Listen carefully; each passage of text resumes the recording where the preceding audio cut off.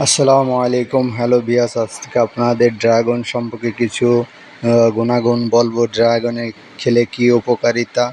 রোগ প্রতিরোধ ক্ষমতা বৃদ্ধি করে। ড্রাগন ফলে ভিটামিন সি এবং অ্যান্টিঅক্সিডেন্ট প্রচুর থাকে, যা শরীরে ভাইরাস ও ব্যাকটেরিয়া আক্রমণ থেকে রক্ষা করতে সাহায্য করে। হজম শক্তি ভালো রাখে। এতে প্রচুর ডায়েটারি ফাইবার আছে, যা কোষ্ঠকাঠিন্য দূর করতে এবং হজম প্রক্রিয়া উন্নয়ন করতে সহায়ক। ত্বক ও চুলের উপকারিতা। ভিটামিন সি এবং অন্যান্য অ্যান্টিঅক্সিডেন্ট ত্বকের উজ্জ্বলতা বাড়ায় এবং বার্ধক্য ছাপ কমায় সাহায্য করে। এতে থাকা আয়রন চুলের গোড়া মজবুত রাখতে সহায়ক। হৃৎপিণ্ডের জন্য ভালো। এতে থাকা মনোআনসাচুরেটেড ফ্যাট অ্যান্টিঅক্সিডেন্ট খারাপ কোলেস্টেরল এলডিএল কমায় এবং ভালো কোলেস্টেরল এইচডিএল বাড়ায়। রক্তের শর্করা নিয়ন্ত্রণ সহায়ক।